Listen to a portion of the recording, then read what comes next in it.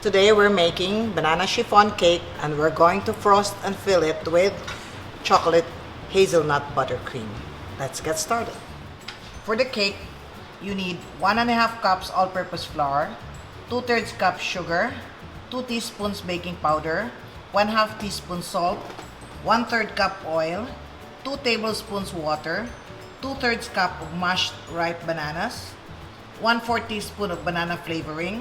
Use vanilla in the absence of banana flavoring. 5 egg yolks, 5 egg whites, 1/2 teaspoon cream of tartar, 1/3 cup of sugar. Chocolate hazelnut buttercream.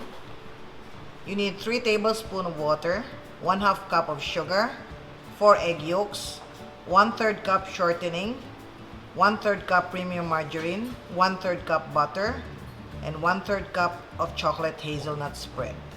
To mix, we put together flour, all the dry ingredients, sugar, 2/3 cup sugar, the 1/3 goes to the egg whites, salt, baking powder, mix this together. When you make a cake, always sift the flour before you measure. And then you have vegetable oil, banana flavoring,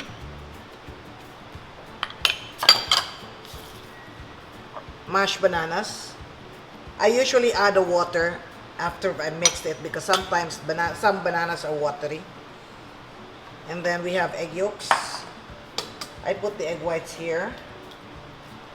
If you're not sure your eggs are fresh, please separate them in a different bowl. And then I have cream of tartar and 1/3 cup sugar. This goes to the egg whites later. For now, let's mix this. I'm now going to add the 2 tablespoon water. That's part of the recipe. I just added it last. Because you should consider bananas as liquid. Okay? This is a banana chiffon cake. Alright. I have here egg whites, the 5 egg whites. We have cream of tartar. You beat this number 8 until it's frothy or it's bubbly. Once it's frothy like this, you add in 1/3 cup sugar. Just in case you made a mistake and added 2/3 here and 1/3 is alright. So whip it as number 8 until it's medium stiff. And then we're going to use 3 8-inch by 1.5-inch round pan. If you have a small oven, you can bake it in an 8-inch by 3 inches and then cut them into 3. Don't beat it at the highest speed. Beat it at medium to medium-high speed because if you use high speed, you will create bigger air bubbles which will burst very quickly. You want smaller bubbles which are more stable. Alright, let me check. Let's see, this is good. It's still shiny. It will move, but it's shiny and it's not dry. First, we will add 1/3. The 1/3 is to lighten the banana mixture because it's difficult to incorporate 2 items of different consistencies. So we will lighten this a little bit. Alright. Before all of the egg whites disappear, you add the second addition. Don't wait until you don't see the egg whites anymore because when you do that, what happens is your mixture will be overmixed. So again, this is cut, scrape the bottom, go up. Cut, scrape the bottom, go up. This is the cut and fold method. And then the last one, the last batch of egg whites. If you don't know how to fold, you can make a figure 8 like this. See? If everything is already incorporated, stop. You don't have to put, this is chiffon, so you don't need to put paper, you don't need to put flour or oil. Okay? The cake is a thin layer. As I said, if you have a small oven, if this one will not fit, just use an 8 by 3 and then you just divide them into 3 when you're done. Okay, So this goes into a 330-degree oven for about 25 minutes or when it's done. I have many recipes to share with you. If you're interested, please like, share, subscribe, and click the notification bell so you can be alerted when a new video is uploaded. We're going to beat the egg yolks.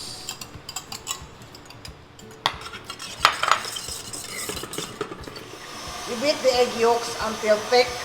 In the meantime, you put water in a saucepan, add in sugar, bring this to a boil until it's syrupy.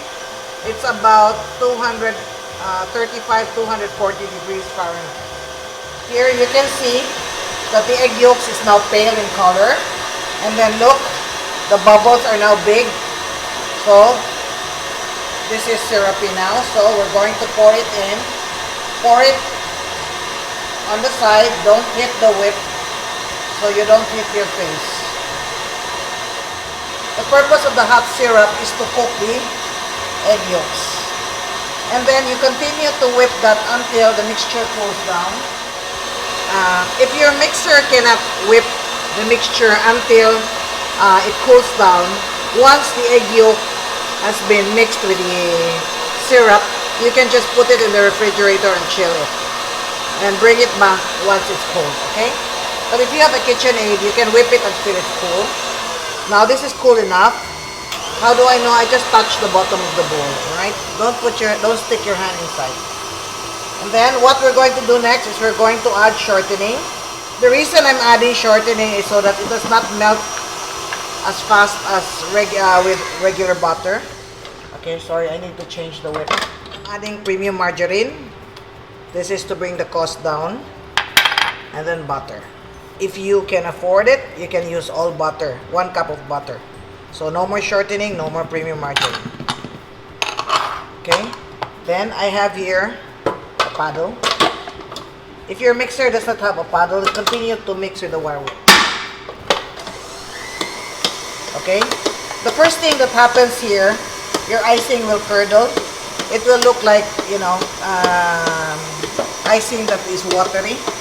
But just be patient. It will get to the stage where it's going to be nice and smooth. It's nice and smooth now.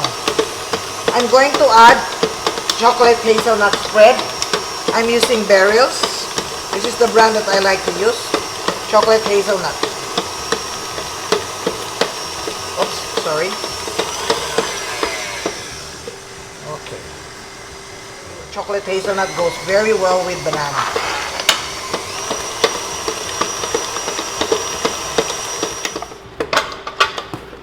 Our icing.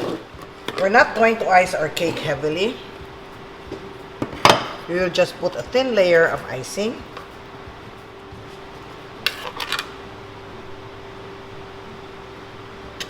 Right, then to remove this, pass the spatula around and then push it towards you so you can remove this. See? It's so easy to remove. There. That's the second layer.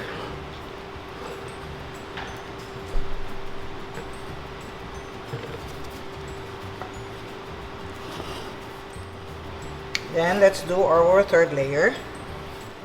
If you want a thick coating of icing, then you need 1.5 recipes of the icing. But I like the icing light for this. I will make this like a naked cake. So the icing on the side is very thin. When people say naked cake, it's not actually naked. It's just like a very thin layer of icing, because naked means no icing at all. But you will notice naked cakes, they have icing because if you don't put icing, it will dry up the cake. And then using your spatula, you make a swirl design. I want to show you something easy. That if you don't have cake decorating skills, you can still do this. If you don't have cake decorating tools, something easy for you to do. And then we can garnish this with some chocolates. Another is if you have banana chips. They would be a nice touch. Chocolate shavings. This is my extra chocolate hazelnut spread. I just put it there.